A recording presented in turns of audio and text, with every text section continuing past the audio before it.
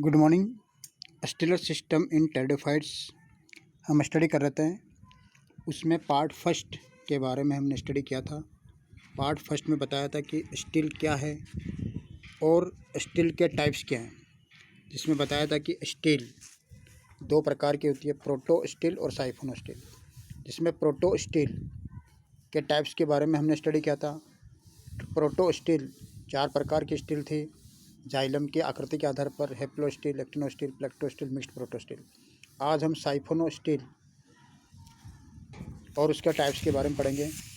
साइफोनो steel जैसे कि बताया था, साइफोनो स्टील में पित्त पाई जाती है। जाइलम खोखला होता है, जाइलम के केंद्रीय भाग में पित्त पाया जाता है और जाइलम के चारों ओर फ्लोएम तथा फ्लोएम चारों ओर से पेरिसाइकिल से आवृत रहता है।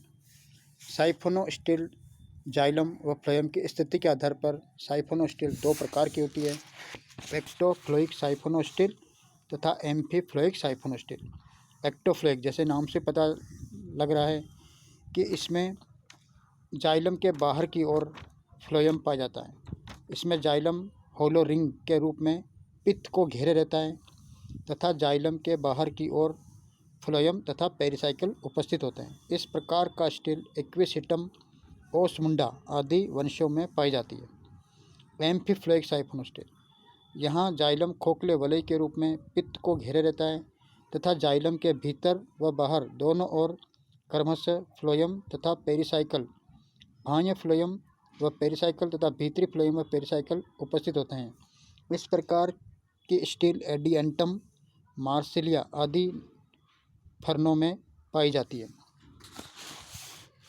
इसमें इसका फिगर देखें हम, ये देखिए, ये लेफ्ट साइड जो डायग्राम है वह एक्टोफ्लोइक साइफोनो स्टील को दर्शा रहा है और दाईं ओर जो फिगर है वह एम्फीफ्लोइक साइफोनो स्टील है।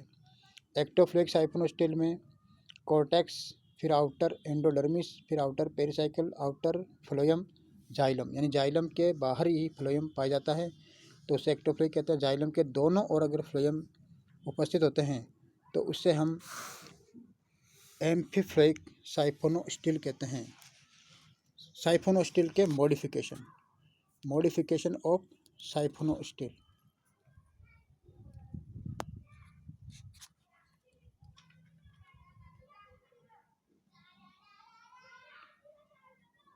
मॉडिफिकेशन साइफोनो स्टील के यहाँ पर 4 मॉडिफिकेशन है। सोलेनो स्टील, दूसरा मॉडिफिकेशन है डिक्टियो स्टील, तीसरा मॉडिफिकेशन है पॉलीसाइक्लिक स्टील, ये पॉलीसाइक्लिक स्टील, और फोर्थ है यू स्टीलिक साइफोनो स्टील। सोलेनो स्टील, इस प्रकार के स्टील में लीफ ट्रेस तने के रंब से, यानी तने के स्टील से एक छोटे खंड के रूप में पृथक होता है तथा इस स्थान पर स्टील में एक गैप बन जाता है जिसे लीफ गैप कहते हैं। एक सतह पर एक ही लीफ ट्रेस अर्थात लीफ ट्रेस ओवरलैप्ड नहीं होते हैं। सोलेनो स्टील के समान साइफोनो स्टील के समान सोलेनो स्टील भी एक्टोफ्लोइक तथा एम्फीफ्लोइक हो सकती है। यानी साइफोनो स्टील जैसे एक्टोफ्लोइक भी थी और एम्फीफ्लोइक, इसी प्रकार सोलेनो स्टील भी एक्टोफ्लोइक और एम्फीफ्लोइक हो सकती है। इस प्रकार की स्टील एडियंटम पीडेटम में पाई जाती है।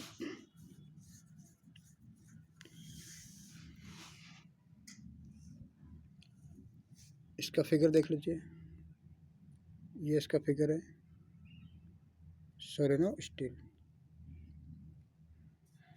नेक्स्ट है डिक्टियो स्टील। फर्न की अनेक जातियों में रिड्यूस्ड राइजोम पर पत्तियां सघन व्यवस्थित होती है, जिसके फलस्वरूप इनमें लीफ गैप ओवरलैप्ड होते हैं। इस प्रकार की स्टील डिक्टियो स्टील कहलाती है।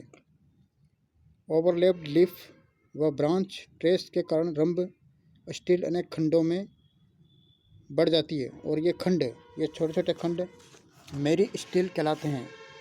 प्रत्येक खंड प्रोटो स्टील के समान संरचना है। इस प्रकार की स्टील ड्राइव टेरिस तथा टेरिस में पाई जाती है।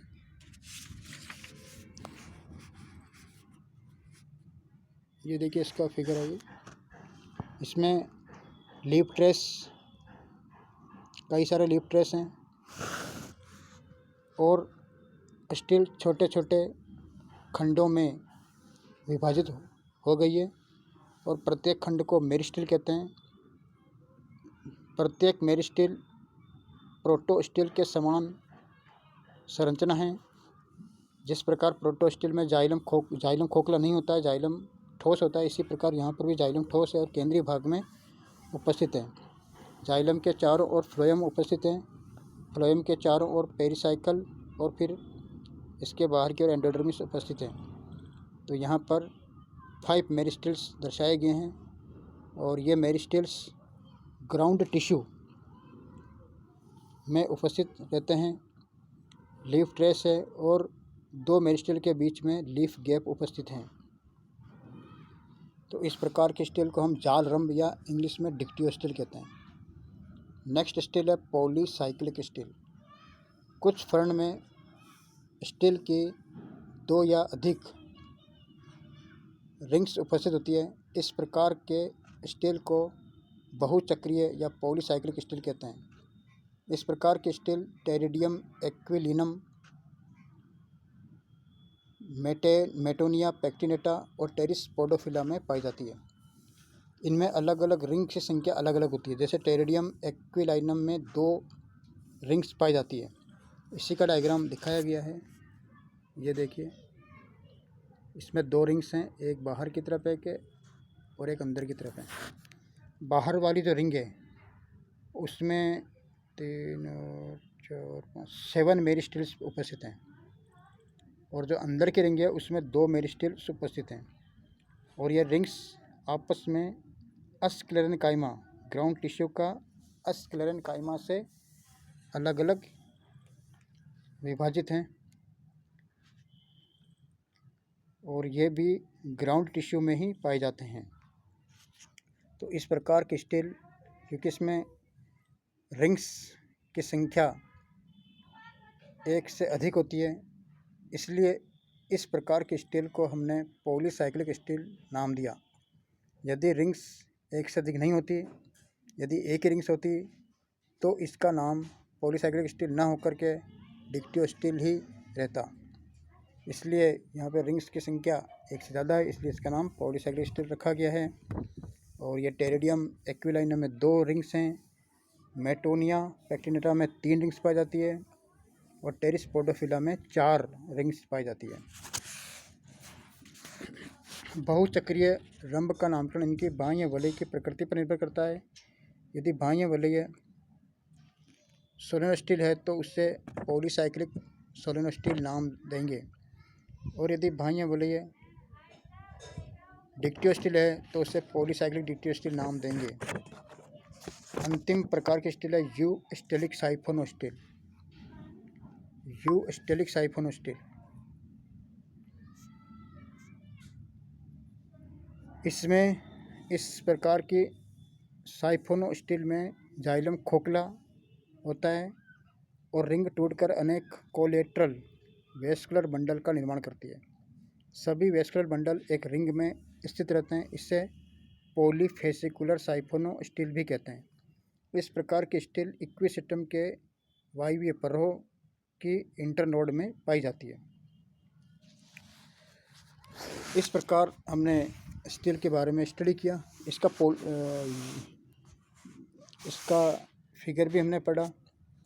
अब प्रश्न ये उठता है कि इनका स्टील का एवोल्यूशन कैसे हुआ। तो यहाँ पर सभी प्रकार की जो स्टील बताई, जिसमें मुख्य रूप से 2 प्रकार की स्टील है। उसमें प्रोटो स्टील सबसे आद्य प्रकार की स्टील है, जो कि सभी प्राचीन वेस्कुलर पादपों में उपस्थित था, जो अब भी कुछ प्रिमिटिव टेरिडोफाइट जैसे साइलोटम, लाइकोपोडियम आदि में उपस्थित हैं। अतः आद्य जीवाश्म पादपों, कुछ जीवित आद्य पादपों में उपस्थिति के कारण ही इसे जातिवर्तीय रूप से सबसे प्रिमिटिव प्रकार की स्टील माना जाता रहा है। इससे एक्टिनोस्टील और एक्टिनोस्टील से प्लेक्टोस्टील का एक रेखीय क्रम में विकास हुआ। इस विकास इवोल्यूशन की इस रेखा को लाइकोप्सिड लाइन ऑफ इवोल्यूशन कहते हैं। ठोस रंभ में पित्त के बनने से साइफोनोस्टील की उत्पत्ति हुई तथा पित्त की उत्पत्ति के साथ ही जाइलम के दोनों ओर फ्लोएम, पेरिसाइकल व एंडोडर्मिस का विभेदन हुआ एवं एक्टोफ्लोइक व एम्फीफ्लोइक साइफोनोस्टील का इवोल्यूशन हुआ। जब एम्फीफ्लोइक साइफोनोस्टील में एक ही लीफ ट्रेस की उत्पत्ति हुई तो एम्फीफ्लोइक सोलेनोस्टील का विकास हुआ तथा ऐसी सोलेनोस्टील में लीफ ट्रेस और लीफ गैप ओवरलैप्ड होने के कारण इनसे डिक्टियोस्टील की उत्पत्ति हुई। वाडला ने प्रयोगों द्वारा सिद्ध किया कि बहुचक्रीय रंभ जिन फलों में मिलता है वह भी ठोस रंभ से ही विकसित हुआ। अतः रंभ के विकास में आद्य ठोस रंभ से मज्जायुक्त नाल रंभ व नाल रंभ में प्रण अवकाशों की उत्पत्ति से जाल रंभ व एवं बहुचक्रीय रंभ का विकास हुआ है।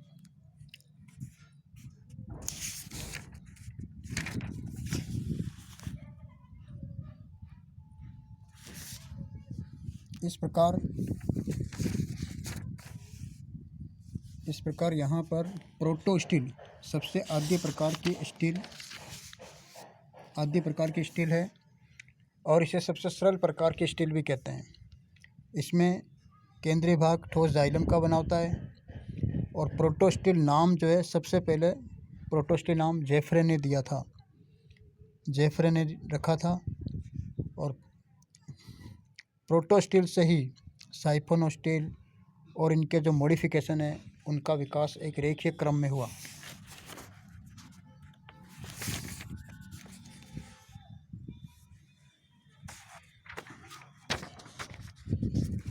प्रश्न ये उठता है कि साइफोनोस्टील की उत्पत्ति ठोस रंभ में पित्त से हुई तो पित्त का विकास कैसे हुआ। तो पित्त का जो विकास है साइफोनोस्टील में या तो पित्त इंट्रास्टीलर से पित्त का विकास हुआ या एक्स्ट्रास्टीलर से पित्त का विकास हुआ। इंट्रास्टीलर ओरिजिन ऑफ पित्त, यह थ्योरी बूडल, गुइने वाग्नी और बावर फोन आदि ने इसका समर्थन किया इस थ्योरी का। इस थ्योरी के अनुसार ठोस रंभ के केंद्र में स्थित जाइलम उत्तक के केंद्रीय भाग का पेरेन्काइमा में रूपांतरण हो जाने से नाल रंभ की उत्पत्ति हुई। इस मत की पुष्टि बोट्रिकियम विर्जिनेटनम, ओसमुंडा रेगेलिस आदि उदाहरणों से होती है, जिसमें ठोस रंभ के केंद्रीय भाग में वाहिनिकाएँ तथा मर्दुत की कोशिकाएं मिश्रित रूप से पाई जाती है। एक्स्ट्रास्टीलर ओरिजिन ऑफ पित्त, यह मत जेफरे ने दिया था। इस मत के अनुसार रंभ के केंद्र में पित्त का विकास कोर्टेक्स क्षेत्र की कोशिकाओं के अतिक्रमण से हुआ है। पेरेन्काइमेटस कोर्टिकल सेल्स का अतिक्रमण संभवतः लीफ तथा ब्रांच गैप मार्ग से हुआ। इस प्रकार इस मत के अनुसार पित्त की प्रकृति वलकुटी है। तो इस प्रकार हमने देखा कि साइफोनोस्टील में पित्त का जो विकास है वो इंट्रास्टीलर भी हो सकता है और एक्स्ट्रास्टीलर भी हो सकता है।